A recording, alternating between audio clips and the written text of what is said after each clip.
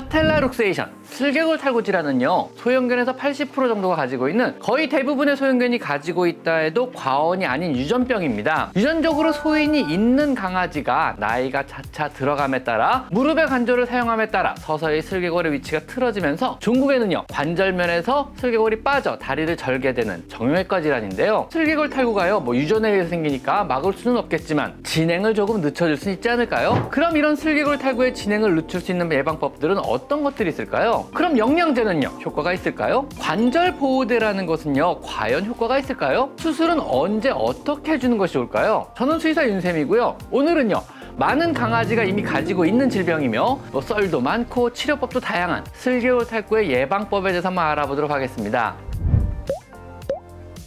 슬개골 탈구란 사람이나 강아지의 무릎에 위치한 작은 뼈가 위치를 벗어나 빠지는 질병을 말하는데요. 슬개골의 역할은요, 허벅지 근육의 힘을 지렛대 원리로 무릎의 아래쪽 다리로 전달을 해서 빨리 뛰게 하는 받침점 역할을 하는 작은 뼈입니다. 강력한 허벅지 근육에서 발생한 힘을 툭 튀어나온 슬개골이 지렛대 원리로 아래쪽 다리로 힘을 전달하는 것인데요. 사람은 이 슬개골이 비교적 아래쪽에 위치해 잘 안 빠지고 안정적으로 유지되는 반면에 강아지는요, 더 빨리, 더 오래, 또 더 효율적으로 달리기 위해서 이 받침점에 해당하는 슬개골이 더 위쪽에 위치하게 됩니다. 그래서 의외로 더 쉽게 빠지는 것입니다. 슬개골 탈구는요, 일종의 힘의 벡터 원리에 의한 구조적인 결함입니다. 그래서 치료도 약물이나 관리보다는 수술을 통해서 구조적으로 틀어진 구조물들을 다시 맞추는 것이 거의 유일한 방법입니다. 일반적으로 슬개골 탈구의 유전적 소인이 있는 아이들은요, 2살 이전부터 이기 진단을 받게 됩니다. 그리고 이기 진단을 받은 아이들 중에 50% 정도는요, 나이가 들어감에 따라 수술이 필요한 상태로 진행을 하게 되고요. 나머지 50% 정도는요, 수술 없이 평생 잘 지내게 됩니다. 슬개골 탈구 2기라고 해서 모든 강아지가 꼭 수술이 필요한 상태가 되지는 않는다는 것입니다. 그래서 내 강아지가 현재 슬개골 탈구의 소인이 있다면은요, 무릎 관절을 보호해주기 시작하는 것이 제일 좋은 방법입니다. 진행을 늦춰주는 거죠, 최대한요. 그럼 이 보호해주는 슬개골 탈구의 진행을 늦춰주는 예방법에는 어떤 것들이 있을까요?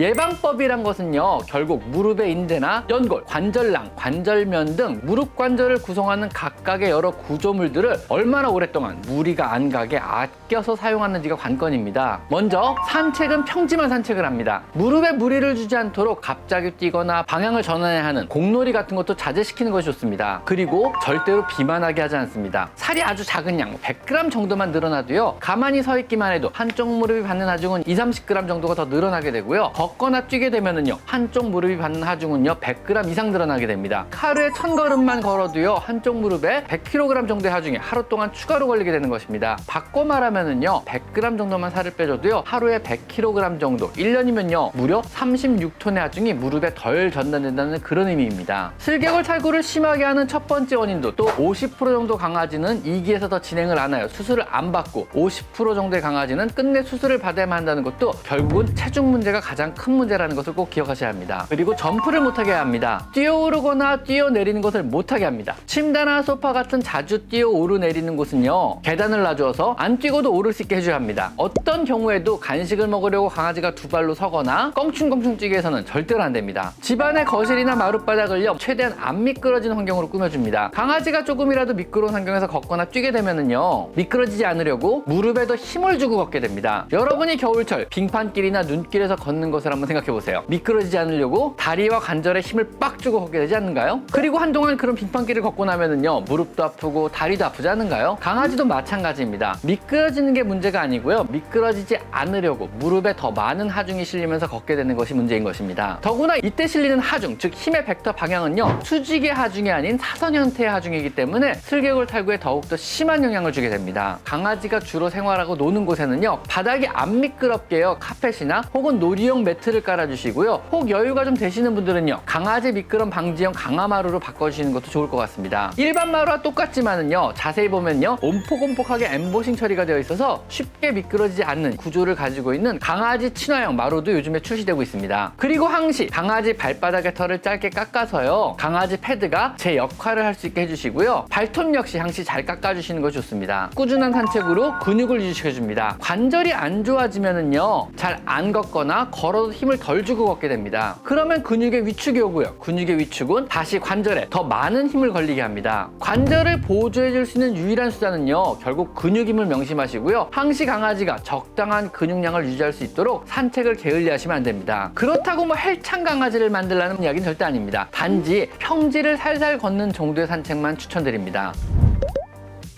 그러면은요, 요즘 여기저기서 광고하는 슬개골 탈구를 예방한다는 관절 보조제, 영양제 혹은 처방식 같은 것들은 과연 효과가 있을까요? 저는 별로 효과가 없을 거라고 생각합니다. 위에서 말씀드렸듯이요, 슬개골 탈구는요 구조적인 결함에 의한 문제이고요, 이것이 뭐 어떤 종류의 영양제를 먹는다고 좋아질 수 있다고는 생각하지 않습니다. 여기에는 뭐 글루코사민이나 오메가3나 뭐 상호연골, 항산화제, 콘드로이친, 각종 비타민이 포함되는데요, 역시 슬개골 탈구와는 사실 별로 상관이 없는 성분들입니다. 당연히 효과를 기대하기는 힘들다고 생각합니다. 아마도 무엇이라도 해주고 싶은 이런 주인의 마음에 일단 먹이시는 분들이 많으실 텐데요, 오히려 무엇을 먹이기보다는요, 최대한 무엇이든 안 먹여서 살을 빼주시는 것이 훨씬 더 예방에 효과가 좋을 겁니다. 슬개골 탈구나 관절 영양 성분들은요, 모두 진행 중인 관절염에는 아주 약간의 도움이 될 수 있는 성분입니다. 그래서 일단 슬개골 탈구가 이미 심하게 진행을 해서 관절염까지 생겼다면요, 슬개골 탈구가 좋아지지는 않겠지만 관절염에 대한 아주 약간의 항염 효과는 있을 수도 있습니다. 하지만 역시 관절염까지 진행할 정도의 슬개골 탈구 상태라면은요, 이미 3기 이상의 진행일 테니 영양제를 먹이기보다는요, 최대한 빨리 수술을 진행하시는 것이 좋습니다.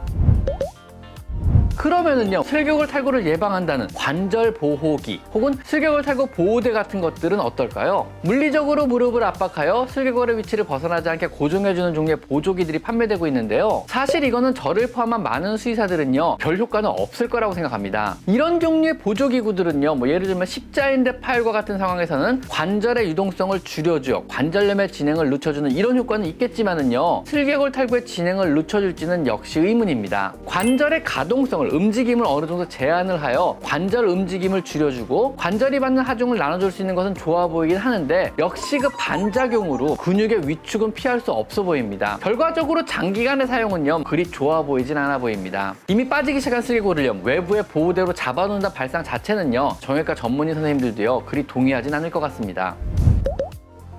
그러면은요, 침 치료나 저주파 치료, 레이저 치료 같은 재활의학 쪽은 어떨까요? 사실은 제가 한방이나 재활의학 쪽은 잘은 모릅니다. 하지만 이런 치료 자체가 근육을 강화하고 통증을 낮추며 염증을 가라앉히는 소염 진통 기능 정도를 기대하고 치료하는 거라면은요, 당연히 효과는 있을 거라고 생각합니다. 하지만 슬개골 탈구 자체가 좋아진다고 기대를 한다면은요, 그 정도까지는 사실 아닐 거라고 봅니다. 재활이나 한방 치료 같은 것들은요, 대체 치료라기보다는요, 보조적인 수단이라고 생각합니다. 재활적 의미로 보조적으로 들어가는 치료라면은요, 적극 권장하는 치료이지만요, 이미 3기로 진행했다면은요, 구조적으로 틀어짐을 수술을 통해 물리적으로 교정해 주는 것이 훨씬 더 합리적인 선택이라고 생각합니다.